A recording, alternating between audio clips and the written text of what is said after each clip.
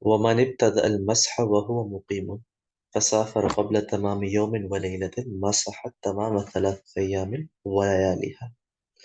ومن ابتدأ المسح وهو مسافر ثم أقام فإن كان مسح يوما وليلة أو أكثر لزمه نزع خفيه، وإن كان أقل منه تمم مسح يوم وليلة.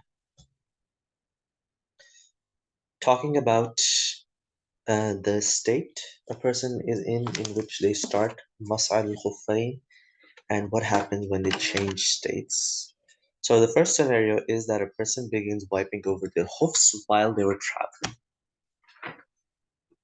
or actually while they were residents, and then before their 24 hours were up, because 24-hour is the maximum time limit that a person who is a resident at some place can wipe over their socks. And so before the 24 hours are up, they start traveling. Now they've changed their status from being a resident to a traveler. So the time is also going to change. It's going to transform from 24 hours into 72 hours.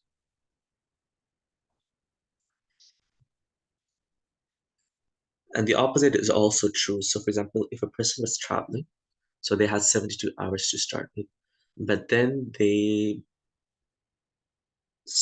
took residence in an area for 15 days, or they just got back into 24 hours, right?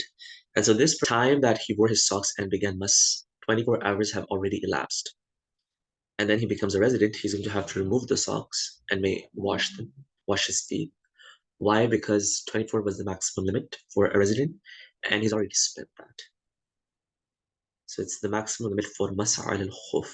Although at that time he was a traveler, right? So he had 72 hours. But the process of Masa al-Khuf, that had already begun, and 24 hours had passed on it.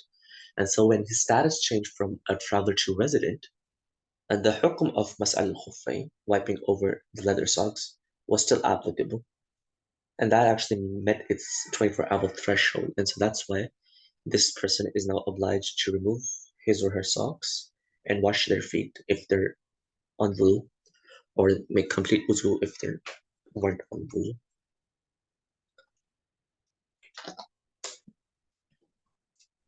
So if a person who begins wiping while traveling then takes up residence, if they performed wiping for 1 day and 1 night or more, the removal of the khuf is necessary. But if the wiping has been done for less than a day and night, then obviously they will complete their 24 hours before removing them. ومن لبس الجرموق فوق الخف مسح عليه. And whoever wears an overshoe over the khuf can wipe over it. Jurmuq, or it's also called muq aizen. So it was actually like a bigger sock worn over the leather socks in order to protect them from dirt and sand and other najasat. And if a person is not wearing the khuf, they directly wear a jurmuq, then they will be treated just as khuf, means that you can wipe over them as well.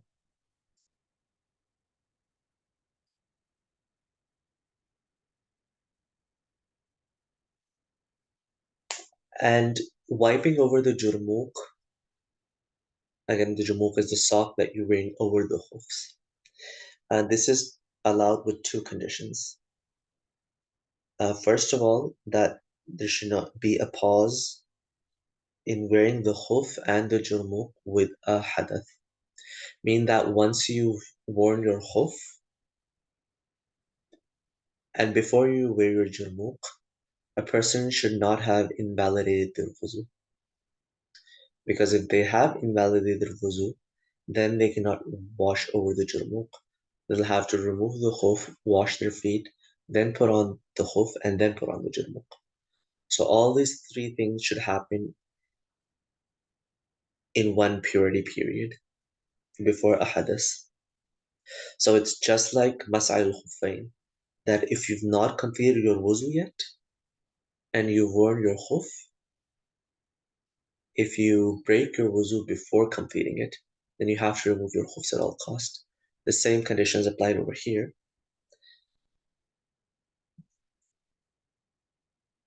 that once you've worn your Khuffain ala Tahara after achieving purification, and you have not yet to wipe over them, and then you place on your junub, then it's allowed for you to wipe over them. And if the wudu becomes invalidated, then you cannot wipe over them. That was the first condition.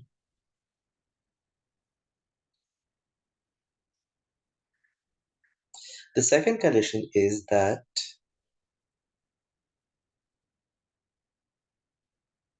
if you're wearing just the junub, you're not wearing the khuffain, right? Then mas on them is permissible.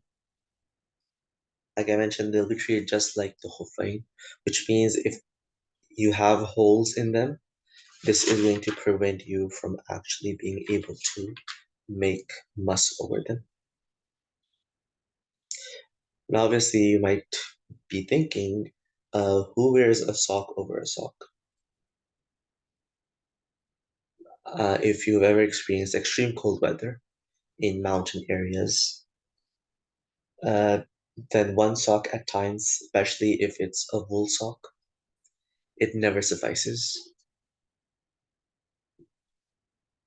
I mean, it may stop some of the cold from reaching you, but it doesn't really do the complete job. And so people sometimes wear two socks or even three socks if they can't afford thick wool socks or leather socks.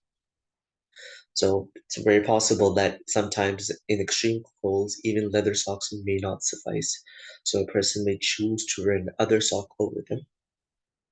So this is what the jurmuk is. It's actually used in a lot of places, especially in the mountain regions. Now, we've talked about the khuffain, the leather socks on which mas is permissible in the Ahl Sunnah wal Jama'ah, and no ikhtilaf in that. Now we talk about the type of socks on which wiping is not valid, except for a few conditions. ولا يجوز المسح على الجوربين. That wiping over socks, I mean your normal socks, your cotton socks, your wool socks, your polyester socks, and whatever other material except for leather, you cannot wipe over them.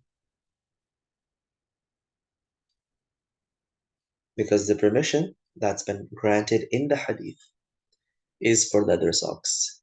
And one of the principles of fiqh is that if something is originally established without having any logical connection to it, then it stays, the hukum, the rule stays in that place. So basically, the original hukum is to wash your feet because that's part of the wudu. But an exception was given with the hadith that you can wipe over your socks or your khuf, even if there's no haja for it. You can just substitute washing feet for wiping over your khuffain, even if water is available and you can actually wash your feet. There isn't anything stopping you, but you can still choose not to do it. So this permission that's being granted through the hadith of wiping over the khuf, this is something that's against qiyas. It doesn't have any logical reasoning behind it, right? So that's why this hukum of mas'al al-khuffain is specific to that. I mean, khuffain. So you can't expand the hukum or increase its reach by including other types of socks as well. So cotton socks, wool socks, and things like that, they're not included in the definition of al-khuf. And in Arabic, they're known as jawrabain, right? So because of this difference, inherent difference between them, and for the fact that Khuffain have been specified by the hadith, wiping over any other types of socks will not be valid. إلا أن يكون مجلدين أو منعلين. except if they're either mujallad or muna'al. So if your jawrabs, your normal socks, if they're mujallad, and mujallad refers to having a leather layer on the bottom of the sock, at your sole, and on the top of your sock. So if it's like layered with leather on the bottom and the top, then it would be permissible to make mas on it. أو منعلين, or at the minimum that the sole part should be covered with leather. So the bottom of your sock, if it's covered with leather, even if the top of your sock is made out of something else, then the fuqaha say that you can actually perform mas over them. Then there's a third category of stockings in which there is an ikhtilaf between the fuqaha. وقال رحمهم الله تعالى يجوز إذا كان الثخينين لا يشفان. The Sahibain Abu Yusuf and Muhammad rahimahumullah ta'ala suggest a third kind of sock on which you can actually perform masah even though they're not leather. And what kind of a sock is that? Thakhinay, that they should be thick, like very thick. Like how thick should they be? That you should not need anything to support them on the leg. So in your normal socks, they have elastic in them so that it sticks to your feet when you wear them. It doesn't fall off. Sticks on your legs, right? And you don't need that in leather socks because they're thick enough.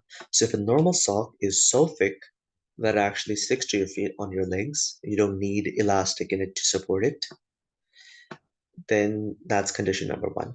Second, la yashifan, and they should be so dark that or thick that your skin is not visible through them. Because if your skin is visible through them, then they're actually very weak and very light. So if these two conditions are being met in any sock, even if it's not made out of leather, so thaqinain, so thick that you don't need extra support to have them stick to your legs, wala yashifan, and your feet are not visible through your socks, right? So the Sahibain rahimahullah suggest that you can also wipe over them. And you probably heard of wuzu socks. They're special socks made with these two conditions in mind. They're not leather, but they're so thick that you don't need to place elastic in it. There isn't any elastic in it to help it support, and it's thick enough that your feet won't be visible through it. But according to Imam Abu Hanifa rahimahullah, it's not permissible to wipe over such socks for the same reason that we suggested that it's not a leather socks. There is no leather involved in it. He gives an exception to the mujalladain wa muna'alain because there is leather in them. But as far as thaqinain la yashifani are concerned, there is no leather in them at all. So with that, he suggests that you cannot wipe over such socks. As far as the sahibain are concerned, on which fatwa is also given,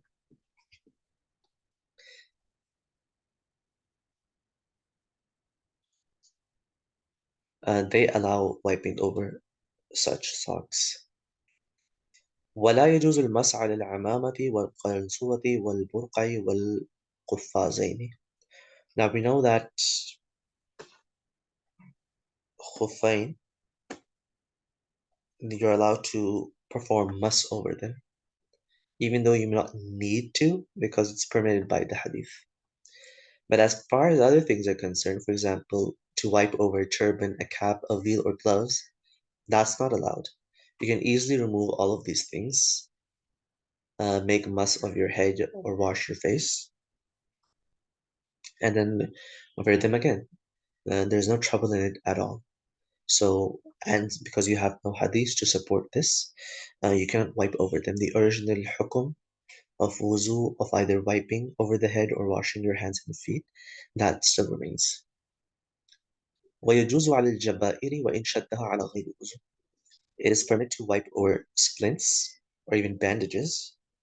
وإن شد على غير وضوء, even though they were fastened without actually making wudu. So that's the first difference between مسح على الخفين ومسح على الجبائر. That in مسح على الخفين, they must precede a complete wudu. So after a person has performed wuzu, they put on their socks and then they can wipe over it. But if you have to apply a bandage or splints, then in that case, even though you may not have made wuzu, you can still put these things on and then wipe over them. Difference number one. وإن سكتت من غير برء لم يبطل المسح. And if they fall off and the wound's still not healed yet, then your wiping does not become valid. You can just put them back on and continue wiping over them. That's the second difference, because if one or both of your socks are removed, then you have to remove both of them and actually wash your feet.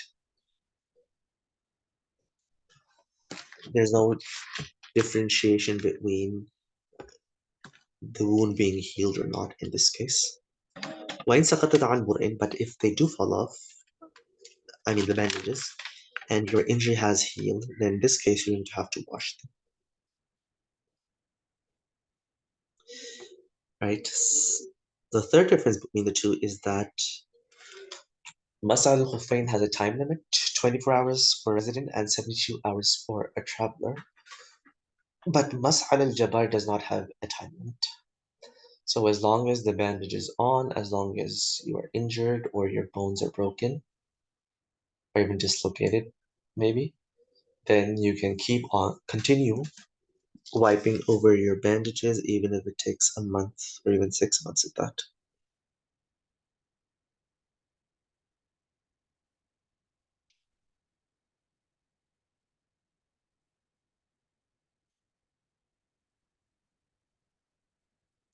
And the fourth difference between the two is that if your bandage falls off, you just have to wash that part on which the bandage was on. You don't have to wash the entire thing. But if your socks are removed, let's say half of it was removed, you have to wash your entire feet and not just the part from which the sock was removed.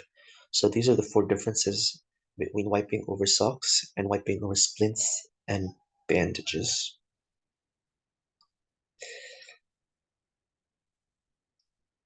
And with this, we come to the end of Mas'al al-Khuffain. So we talked about the leather socks, of wiping over them.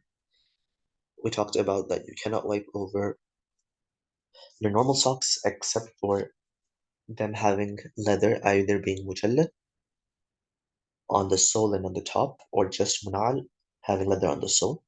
That's also muttafaq alayh.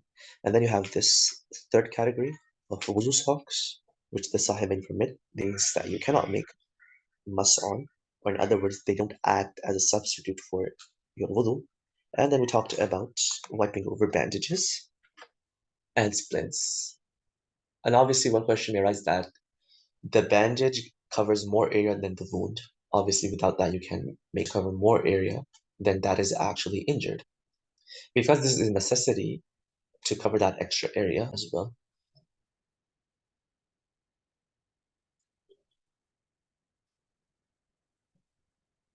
Now, the thing we need to be careful about is that there are some people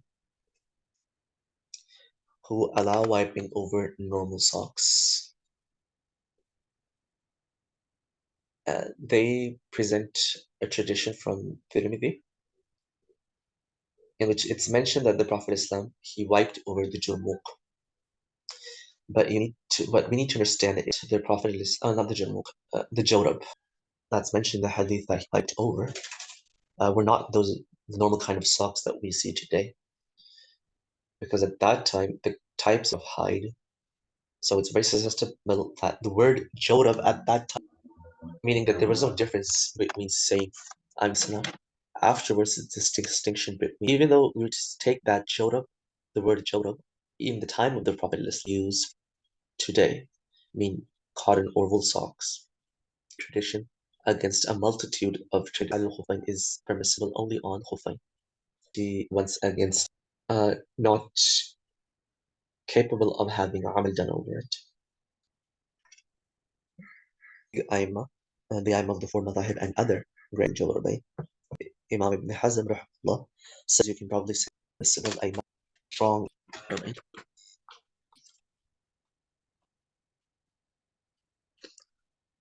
So all this is it might see to have entire wudu and then they wore these socks. You're wiping over such normal socks, case you should not pray behind them. For us, see them, seeing them, you praying behind them, make the intro for a person who like the others. They actually wipe over normal socks as a habit, and you know of such a person, then it's best to avoid praying behind them as well.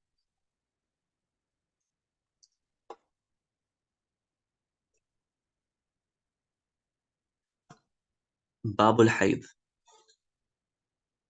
the book, the chapter on menses. Now, this is one of the most complicated chapters in the entire fiqh. I'm like literally one of the most complicated chapters. It's so complex that Muhammad ibn Siri, rahimahullah ta'ala, the great dream interpreter in the Muslim community, he suggested that the matter of Haydh should be left to the women. I mean, it's so complicated, and understanding it is beyond the reach of normal men, that the women, they can solve this problem themselves. For someone else suggested that as many number of women there are in the world, there are a number of problems of Haydh. So everyone has their own specific cases which they refer to. Obviously, we can't cover all of them in detail, and some are so complex. It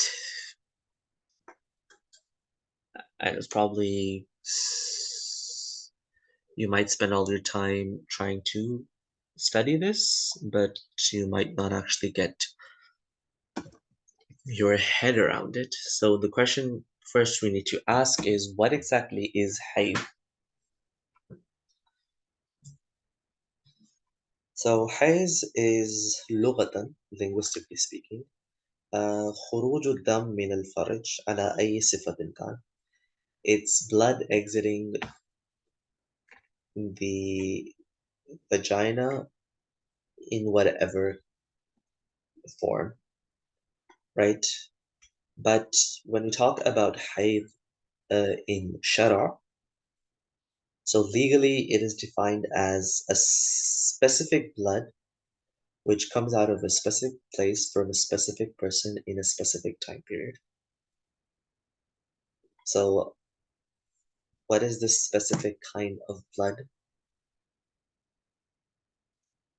So some people, they suggest that Damul Hayz has a few indicators which can tell you that this blood is actually of the menses and it's not some other kind of blood which is exiting from the private place. First of all, it's the color of the blood.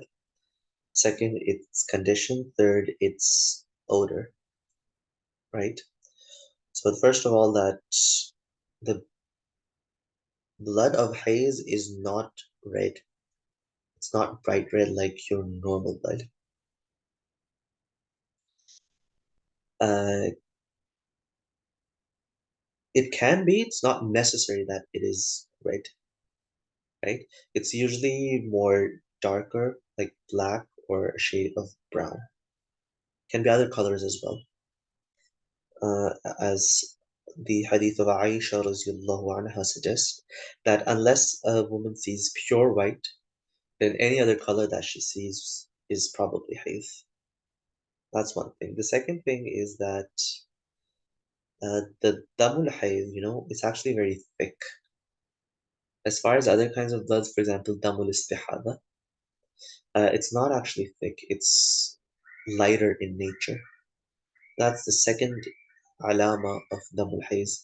The third is that damul hayz actually has a very foul odor to it. But damul istihaza, or the dam which actually comes out from a person's veins, is not that foul. And fourth is that damul hayz actually does not freeze, but other types of blood they do. So damul hayz, when exposed to air and exposed to sunlight, it does not dry up or it does not freeze like normal blood does. So these are like four indicators or four signals to tell whether or not this blood is Hayd.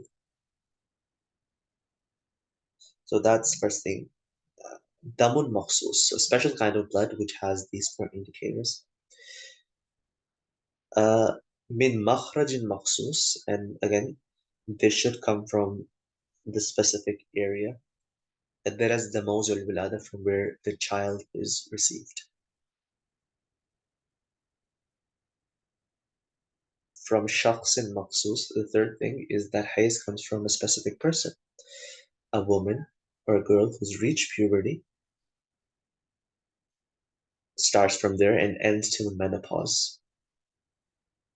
So if a girl who's not reached puberty or a woman who's reached menopause, if they see blood, then it can't be Hayz. It must be istihaza. It must come from some other source. So it should be from the specific person as well.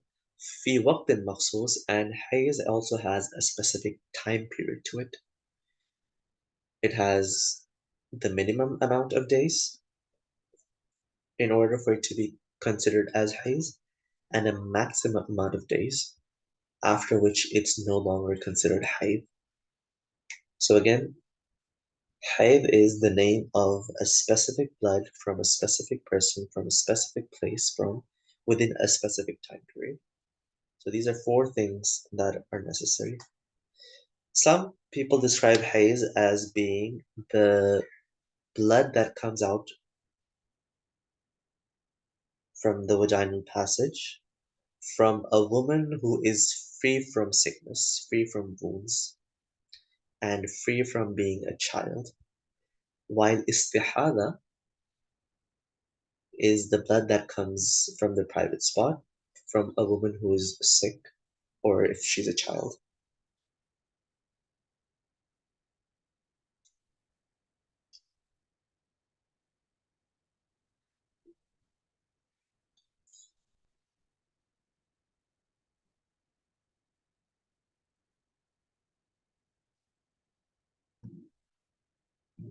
Now, what is this hayd? So Aisha radiallahu anha, she asked the Prophet Islam about this, and he said that هذا شيء كتبه الله على بنات آدم, that this is something that Allah has decreed upon the daughters of Adam alayhi salam. And obviously, everyone in this life, they have some sort of trials and tribulations through which Allah tests them. And for women, this is a special tribulation from Allah subhanahu wa ta'ala. Because you see, deen is not the name of fulfilling someone's own desires. It is the name of fulfilling the commands of Allah subhanahu wa ta'ala. So, for example, in this period, it doesn't matter how badly you want to pray, perform salah, you can't do that. How badly you want to recite the Quran, you can't do that. Because that's not what Allah subhanahu wa ta'ala is commanding you at this time. But He's commanding you to abstain from these things. So abstaining from worshipping, abstaining from tilawah, abstaining from praying, abstaining from performing the tawaf, that is your ibadah. That is the act of ibadah, the highest act of ibadah that a woman can do in her menses. So you can actually say that this is Allah subhanahu wa ta'ala trying to explain that prayer in itself, salah in itself, hajj in itself, fasting in itself, tilawatul Quran in itself, it's not ibadah. The only reason it is an ibadah is because Allah subhanahu wa ta'ala has made it an ibadah. There's no intrinsic ajr in any of them. The only virtue in them is by Allah subhanahu wa ta'ala's doing, His commands. And so if stopping from these things is the command of Allah subhanahu wa ta'ala, then all the virtue and all the value and all the ibadah actually lies in abstaining from these things. And this is just an example that he's giving. It actually encompasses everything that you see or everything that you do. It is actually Allah subhanahu wa ta'ala's command which holds the true value and not these things in themselves.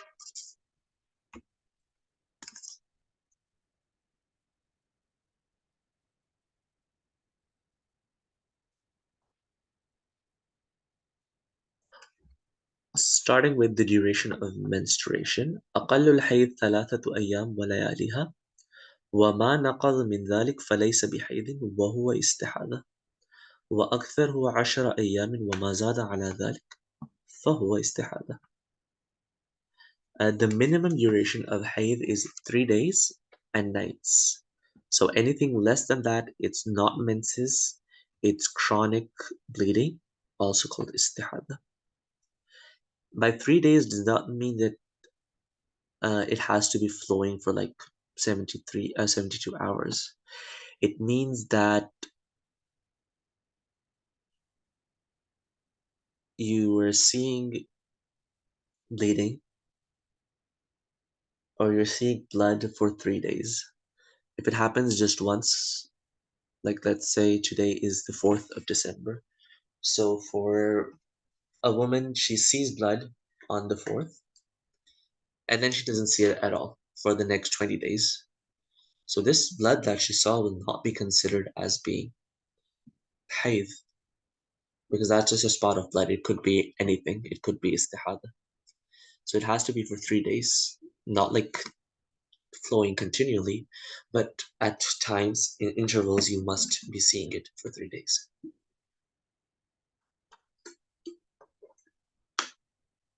If it's anything less than that, then this won't be considered as being hayd. It'll just be istihada. And the maximum is 10 days. Anything more than 10 days will also be considered istihada. And the reason for that is a hadith of the Prophet Islam. أقل الحيض 3 أيام وأكثرها 10 أيام. That the minimum for hayd is 3 days and the maximum for it is 10 days. And so by this hadith we know what the time is. Now there's a very important question. This is the Ahnaf's opinion, that the minimum is 3 and the maximum is 10. Imam Malik, for example, suggests that there is no minimum period. It could be just once, and your haze could start. And as far as the maximum period is concerned, he suggests 10, 12, 15, even 18 days. Imam Shafi has a different opinion altogether. He says for Aqallul Hays, the minimum period is at least 1 day and 1 night, and the maximum he suggests it's 15. And obviously, they also have different ahadith to support them. So the question is there a way to medically find out what type of blood is hayd and what is istihada?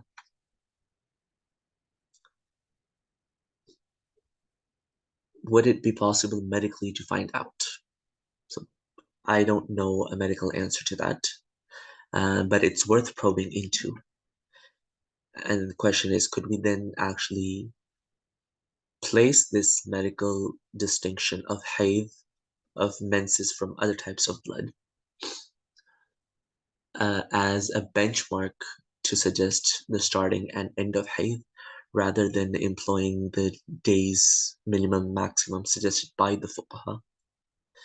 It seems to be a valid opinion, and some suggest that if proven medically, we can place that as a benchmark in order to support this hukum. But it entails further research.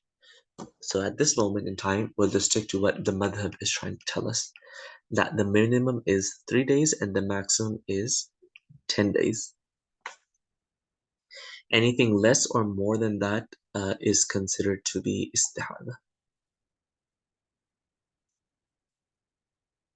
And the other thing is that between every 2 menses, there must be a minimum gap of 15 days. Which means if today her menses began, let's suppose it goes on for 10 days. 14 is her last day, which means her next menses cannot begin before the 29th of December, because you need to have a 15-day gap between them. If she does see blood before the 29th, this will not be considered as Haydh, rather istihada.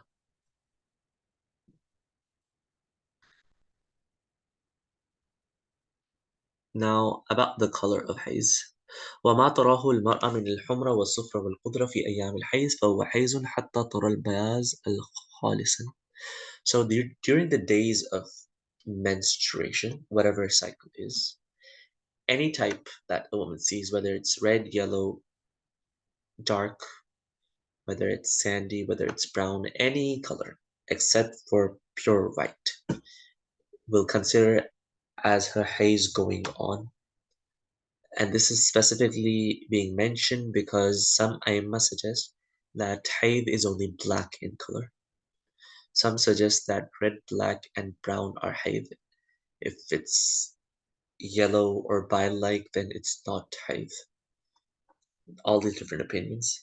But the Ahnaf's opinion is that anything other than pure white will be considered as Haydh, as mentioned in the hadith of Bukhari, that Aisha radiallahu anha, she told the women of Medina, لا تستعجلوا, that don't hurry in this regard.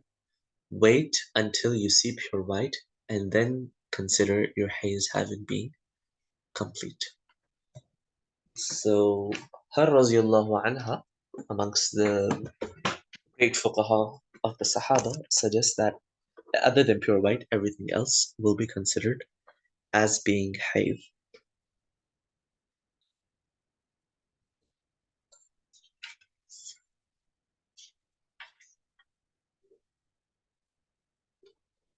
Now, what are the things that a woman in her menses can do and cannot do? The legal ruling. والحيض يسقط عن الحائض الصلاة ويحرم عليها الصوم.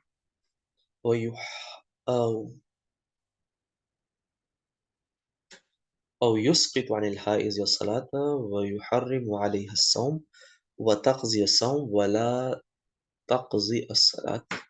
So the menstruation absolves the menstruating woman from the obligation to pray, and it also makes fasting haram on her, whether it's a Ramadan or غير Ramadan, whether it's a wajib sawm or a nafil sawm. Although the difference between the two is that she makes up for the fast, but she does not need to make up for the prayer. Because making up for the prayer would be extreme haraj for her. So supposedly, let's say she holds a maximum 10-day period, which results in 50 salawat altogether. Imagine making the qada of 50 salat each month. I mean, it's easier to pray them on their specific times, like 5 times a day. But when a mass of 50 salat is accumulated at the end of the period, that is something of extreme difficulty.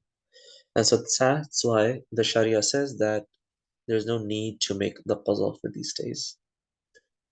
Because your ibadah in these cases was to abstain from salah indefinitely.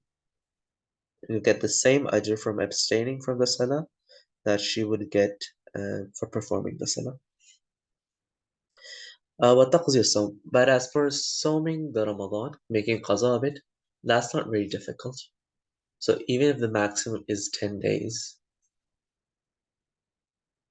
it's easy to make up for the fast of 10 days. It's not that difficult. ولا تدخل المسجد. She cannot enter the masjid, a proper mosque with all the legal definition and requirements of it. There are places called al-musalla, which act as basically prayer area, but aren't actually mosques. So there's no problem actually going to the musalla. وَلَا تَطُوفُ بِالْبَيْتِ. She can also not make the tawaf of the Kaaba because being in a state of purification is actually a necessary condition to perform the tawaf. It's actually even necessary to be in a state of purification when entering the mataf, the area where the tawaf is performed. And because she's in a state of impurity, she can't do that. So that's why she cannot perform the tawaf either. وَلَا يَأْتِيهَا زَوْجُهَا, and she cannot have marital relations with her husband as well. It's not like those people who actually segregate her from the rest of the family, place her in special type of mud houses outside of their of their homes, and these things do exist. That this condition or this period of the month, uh, the woman is considered as being completely filthy and being something less than human. So there are traditions, religions that treat women as such, but that's just not the case. Uh, she cannot do certain acts of ibadah or even having marital relations. Other than that, she is completely fine. She lives her normal life. Her sur, her leftovers, they're completely pure. There's no problem in that. ولا يجوز لحائض ولا جنب قراءة القرآن. The recitation of the Quran is not permitted for the menstruating woman nor for the junub. The junub who's a person who is in a state of major impurity. This happens due to seminal ejaculation. So one problem occurs is what about the woman who teaches the Quran and she is in a state of hayd? Or the question of the one who's memorizing the Quran and now it's her periods and she cannot recite it anymore, which actually puts a great hinder in the process of memorization. You cannot recite the entire verse, but for the woman teaching, she can break the surah up. So, for example, uh, she cannot recite the entire ayah, for example, Alhamdulillahi Rabbil Alameen, but she can break it down like Alhamdulillah Rabbil Alameen. So, in this method, she can actually teach her students. For the one who's memorizing, she can also break it down, but a better suggestion for her is she's not allowed to recite it, but there's no problem in actually listening to it. And listening actually also helps support in memorization. So she can listen to recordings of the recitation or other people reciting, or she can go over it in her head. Reciting it with her tongue, that's not allowed, but going over it in her head, that's something that's perfectly fine. So these two things can be used for the one teaching the Quran or for the one memorizing it when they're having their periods. ولا يجوز لمحدث مس المصحف إلا أن يأخذ بغلافه. The person in a state of impurity, major or minor, they're not allowed to touch the mushaf. لا يمسه إلا المطهرون. Only people who are in a state of purity can touch the Quran. So you cannot directly touch it. إلا أن يأخذه بغلافه. except if you hold it with its wrapper or with the cloth in which it is being placed. You might have seen some masahif being placed in a cloth covered up with it, so you can use that to actually pick it up, or any other piece of cloth not attached to your body. But that is if you're in a state of minor impurity. Actually, he says that masul musaf is not permitted for a person in minor ritual impurity, because recitation for such a person is permissible. So even though if you're not in a state of wudu, you can recite the Quran as long as you're not in a state of major impurity. You cannot touch it, but you can recite it. But if you're in a state of major impurity, you can neither touch the Quran and neither recite it. But in case of a minor impurity, you can touch it directly.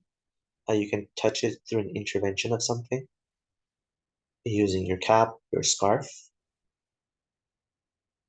or any other piece of cloth separated from your body. You can't use it, you can't pick it up using your sleeves, because that's like an extension of your body that's attached to your body, so it plays the same role.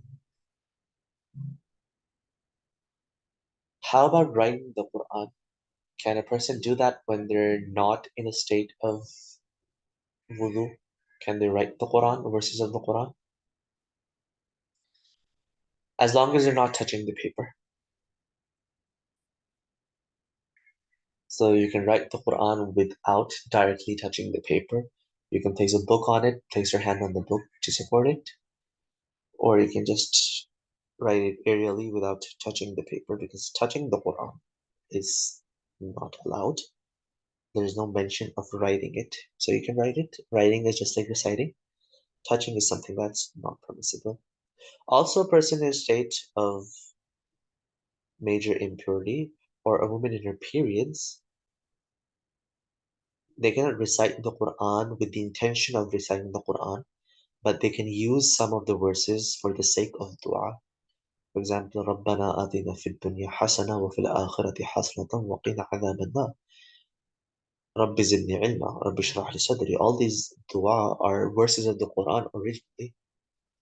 She can't recite them for the sake of them being Quran, but if she uses them for dua, that is completely permissible. So these were some of the ahkam related to the things that a woman in her menses and person in their major and minor impurities can and cannot do. So if you guys have any